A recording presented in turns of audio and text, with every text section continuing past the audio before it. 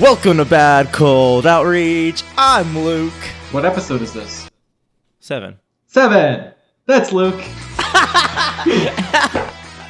That's Devin, and we are here to break down, analyze, and have a little fun with the worst cold outreach that we can find. And also give constructive criticism and help you make it better. By the way, if you want to send in your own Bad Cold Outreach, then you can, and we can keep it anonymous for you, by the way. So you don't have to worry. Things that people sent to you or things that you plan on sending to others. Exactly. We'll wreck all of it. We'll wreck all of it, but you can keep it anonymous. You don't need to worry about, if you don't want your face out there. We'll totally respect that. Today, we are looking at something a little interesting. Devin. Luke. This guy right here. Will you do me the great honor and pleasure of the great honor and pleasure of reading this guy's message. Hey, Luke. What are you laughing about? I just said that in the most. We were just talking about being boring, and I just said that in the most boring way possible. And it took like 20 minutes to get here, but we're here. It took that was painful on all accounts. I'm gonna speed it up in post. Yeah. So what does this guy? Makes no sense in post. What does this guy sound like? This guy is an article writer. So what does he sound like? He helps. So wait. His headline is: I help people increase their online exposure, build authority, and make sales by. Who knows what he does because his thing is too long. So what does he sound like, Devin? I don't know. Pick up a juicy one. Okay, Devin, let's hey, read Luke. this. I found your name via a search for a dynamic speaker. I hoped you to take a quick 4-question survey to help me better understand and serve my audience. I hoped you to take a quick 4-question survey to help me better understand and serve my audience. To help me. Wait, no. That's not even the part. To better understand and serve my audience. I don't care who you are. Give me something so I can expand my audience. I'm much more of the to help me part. Yeah, that's also great, but okay. All right, to say thank you, I'd like to offer you a free ebook on how blogs can build your personal brand. Wonder if you have to have good grammar for that to work. Devin with the roast. This is such a weird way of a lead magnet. Like this is like a double reverse. I would want to reverse magnet. It. Hey Luke, I found you by doing a search for dynamic speakers. Probably say something about how I actually looked at your profile. And then say, I actually have a gift for you. A free ebook that I put together on how to use blogs to expand your brand. I know you already have a presence online, and I thought this could help you grow it to an even larger level. So what's the catch for giving you that ebook? Well, it is free, but if you have the time, I would appreciate it if you filled out a quick 4-question survey for me. It's a little long, but way better. Oh, Devin's dropping the pen mic. I can drop the mic. Oh, no. You're going to have to fix it in post. The audio nightmare. I'm turning down my... Oh, no. Okay. For those who don't know, Devin is constantly just picking up his mic and holding it like a microphone. I do that a lot. Dropping it. It's very unnerving. It weirds me out. But anyway, let's rate this first message. There's another one. There's another juicy one. This first message, though, the boring one. What is this? In your opinion? What do you mean rate? What 1 out of 10. 1 out of 10. Okay, and 1 is... The standard, 1 is terrible, 10 is awesome. Okay, well... We've been doing this. This is our 7th episode, Devin. And we haven't rated 1 yet. We rated our last one. Did we? Okay. Yeah, we did. I mean, I won't claim to remember what we do. So, I mean, okay. I would assume that a 10 means that, like, it's going to prompt me to take action, right? 10 is, like, the best message ever. Which would mean it prompts me to take action, right? Exactly. Okay. So if a 10's what it takes to prompt me to take action, then this one's probably like a 2. Like, I'm... That low? I guess, yeah. I don't think I would have kept reading. I don't think I would have made it past the first sentence. I would have made it past his name. No, literally. Like Peter Erickson. No. Because his name has his name isn't his name. It's this, people think they're hacking LinkedIn by putting what they do in their name. And you're not hacking LinkedIn. You're just misusing a box that is supposed to be used in some other way. An example of hacking LinkedIn, which is now a widespread thing, is using your the title, right? Which originally existed to say what you do. Oh, now I'm on his page. Oh, great. It originally existed to say, this is what I do, this is who I am, this is my position at this company. And then people said, wait a minute, that's top of mind. That's like right underneath my name. People see that. Why don't I use that instead to say what I can do for you, right? That's an example of using LinkedIn. And of course, do you want to take bets on what the ending of this is? I don't know. I was thinking about that earlier. Make more. I mean, well, now that I know that, like, it's gonna be something to the effect of like by creating viral content, because his free thing is how to use a blog. And more sales by ghostwriting articles. That's a good one too. Okay, that makes sense too. It's in line with his free offer. Well, here's the thing though. I help you increase your online exposure, build authority, and increase let's make more sales. I hate by ghostwriting articles for you, or ghostwriting articles. By ghostwriting your articles. Yeah, or ghostwriting articles to increase online exposure, build authority, and build sales, or whatever. It's just a clunky way of doing it, and that just shows that like. And here's the thing: when people create their LinkedIn profiles, it's usually the first thing that just comes to mind that they put in there, and they're like, "Yeah, this is, I guess, what I do," and then they never like really think about it. And for this next part, Devin, I'm actually going to have to do something because. Oh, you're actually gonna have to work? Wow, it's crazy. Well, I've been working all weekend, nonstop. So this next part, I'm actually gonna have to do something now. He left me a message. Do you want to listen, Devin? Yeah. Okay. Let's do it. Pause it. That's what he sounds like. You got it. Right. Okay, go. In my mind, I'm just like predicting what you're going to say. And I'm like, oh, he's got to comment on the fact that the guy customized the voice message to me. I'm like, that's what he's going to comment on. And you're like, no, that's what he sounds like. We don't need to make up a voice for him. Connect request. I will send a written message with the link to the survey asked if you would be kind enough to fill out, as well as a link to an article I wrote, just let you get to know me a little more. It tells my story.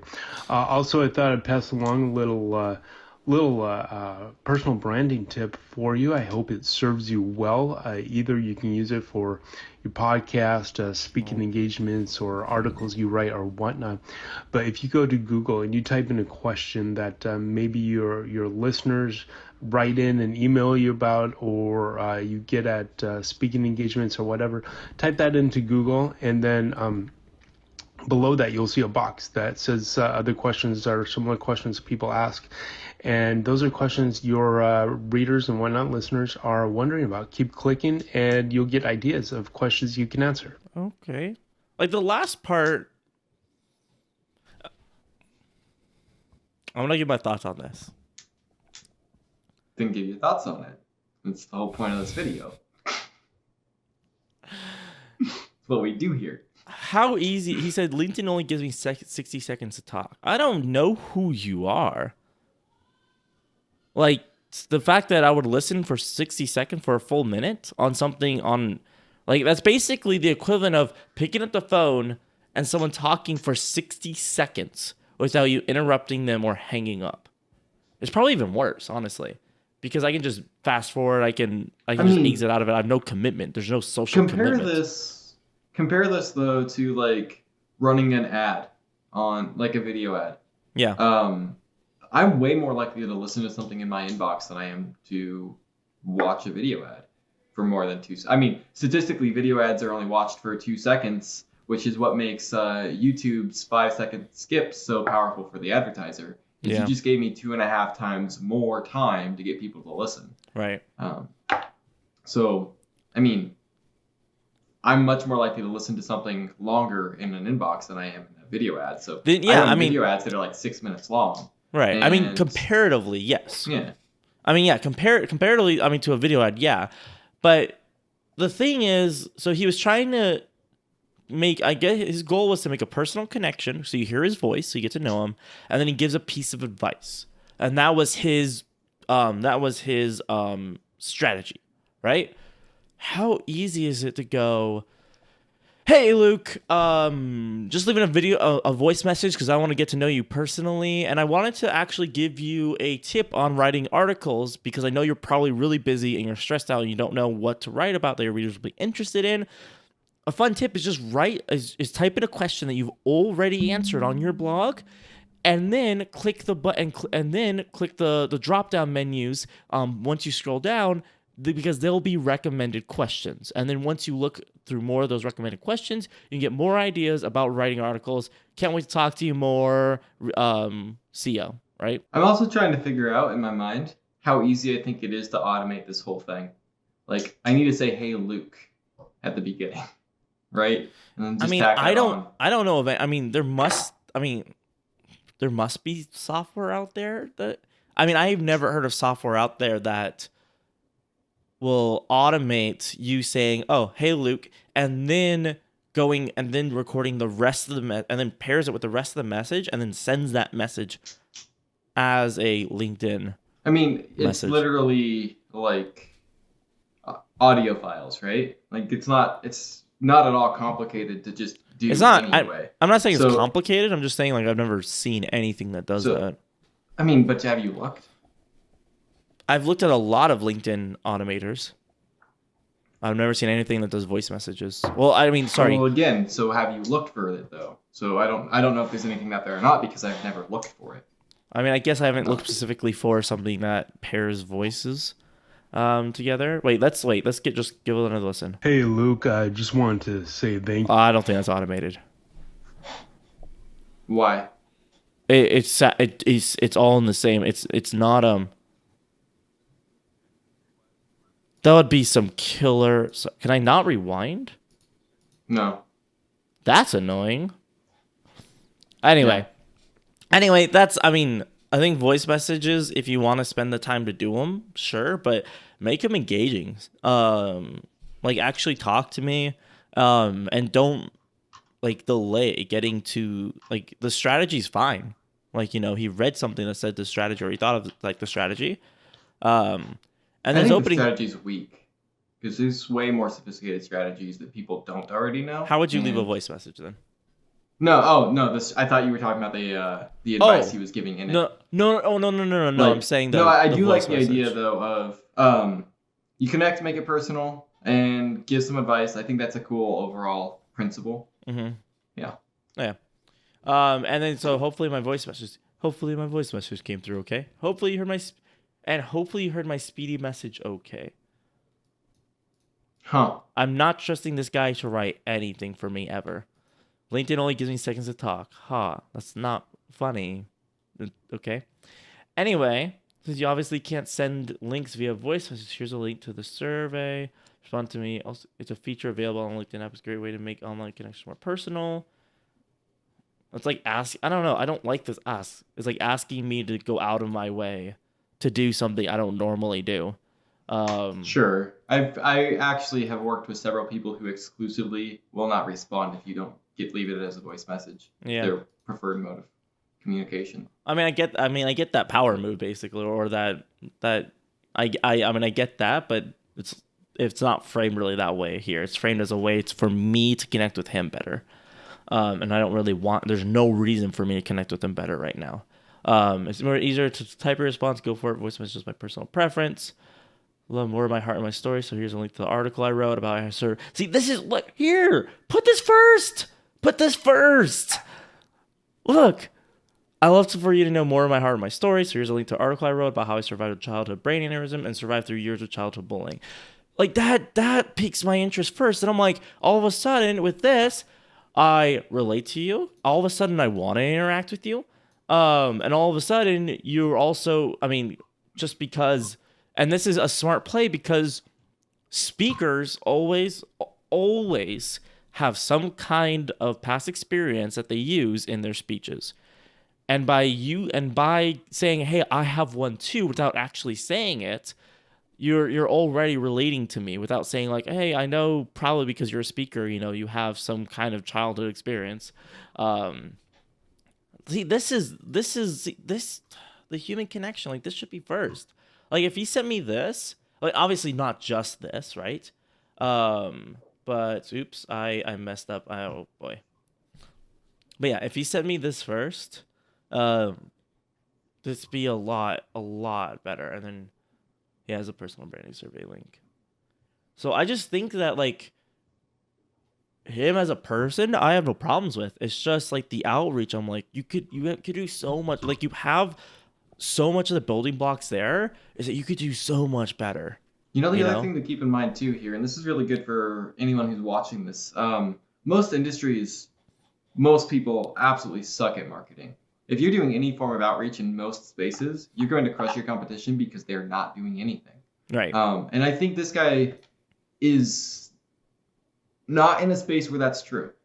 Yeah. Like, the people that he's going to be trying to reach to and the things that he, like, as a ghostwriter trying to promote the notion of like creating more sales, that's a highly competitive space. Yeah. So you need to be really, really good in his space. If you're as good as he is in most industries, you're going to crush it. Mm-hmm. But there's a lot of room for improvement here, and that's why we're talking about it. But exactly. He's doing better than most because he's doing something. Well, exactly. He's doing something, and he's trying new things. He's trying the voice message, right? And again, this is the funny thing is this is an old message. This is from last year. Never mind. I thought it was older than that. But yeah, there's a lot of really good points to this. It's just they get a lot. There's a lot that get in the way of those good points. And if we took out most of this messaging and kept the really good parts, it'd be a really, really solid message. Along with some more personalization in the first one, like the fact that like this one should have his background in it. Like this first message, I get exactly what he's trying to do, but he should have had more about why I should care about him. And that's honestly, so it's kind of the same thing in any kind of relationship, is that you want to prove to the other person, like, why should I care about you? Like, why should I all, like, in when you're dating, it's like, why should I be attracted to you? Like, physical looks is not enough to be truly attracted. I know, right? I have to tell myself that all the time. That's all I had going for me. I'm glad you think that. But it's physical looks is not going for me. is not enough to truly be attracted to somebody. So much about someone's personality and how they act and how they talk and how they transmit information to you is a huge part of attractiveness. And so it's the same thing when you're doing outreach, is that having a pretty profile or a pretty website is not nearly enough, as you have to give me a reason to be attracted to your message. And he buried that. He absolutely buried it all the way in the bottom of the second message.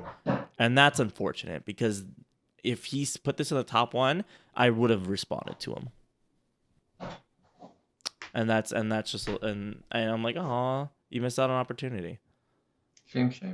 Yeah, no. I'm going to think about leaving voice messages more, though, in LinkedIn. I'm going to experiment with it. Because I get told, I mean, just from podcasting, you heard my podcast voice. This is Luke Maxwell, and welcome to the Communicate with Confidence podcast. That's my podcast voice. Isn't that fun? Voice. Isn't that fun? It's a good podcast voice.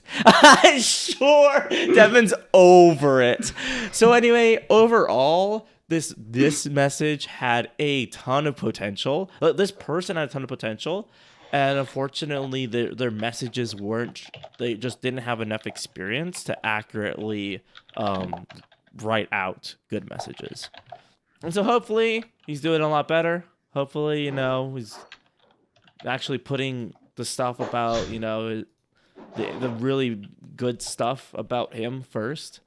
And he's getting connections. Honestly, really wish the best for him. I honestly really wish the best for him. I should see what he's doing.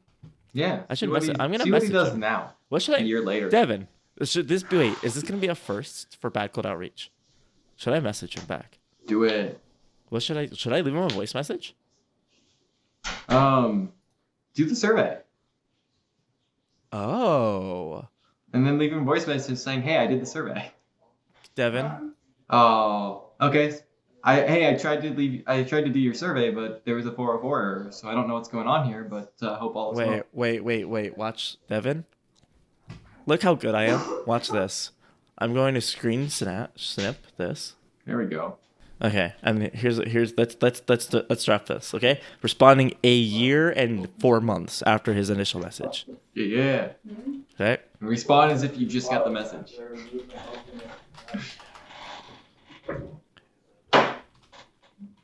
Wait. Okay, here's actually, so let me describe what goes on my mind right now, and let me see if it's a similar thing. The first thing I do is I set the tone by how I greet him. That's my first idea. I'm like, what's the tone of the message? And like, am I doing hi Eric? Am I doing like Eric? Am I doing hey Eric? Right now I want the tone to be like, hey, hi. I saw you across the bar, and I want to say hi. Right? That's the tone. On Eric. Got it. Okay.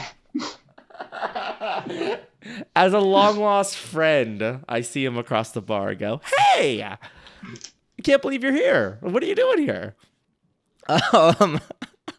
So hey Eric, and then what goes in my mind first is like, what's coming first? Acknowledgement of the message, or commenting on something about the message. Like, am I responding to one of his questions first? Like, there's elements in a message that goes in my mind. I'm like, how am I ordering this, right? Am I responding to a question? Am I commenting on the message? Or am I greeting him, right? And how is that order playing out? And how does that order create a smooth, consistent response? Like, that's my mindset when I go to create a new message. So I'm like, hey, Eric. And then I'm like, I should just pretend, right, that that no time has passed.